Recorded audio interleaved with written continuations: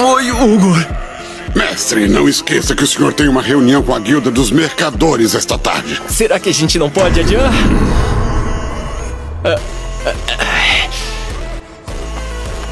Eu adoraria um pouco mais de flexibilidade, mas pelo Ugor... Não, tudo bem. Obrigado por remanejar a reunião por minha causa. Ah, não se preocupa. Ele é um submestre de guilda muito capacitado. Se não se importa, eu gostaria de ver o espécime primeiro. Eu nunca vou esquecer. Foi há 238 anos. Um esquadrão de extermínio de dragões foi formado. Mas eu era apenas um rank B e não pude me juntar a eles. Eu implorei para me deixarem abri-lo, mas até isso eles negaram. É por isso que me dediquei tanto a me tornar um aventureiro de rank S. Só que depois daquele dia...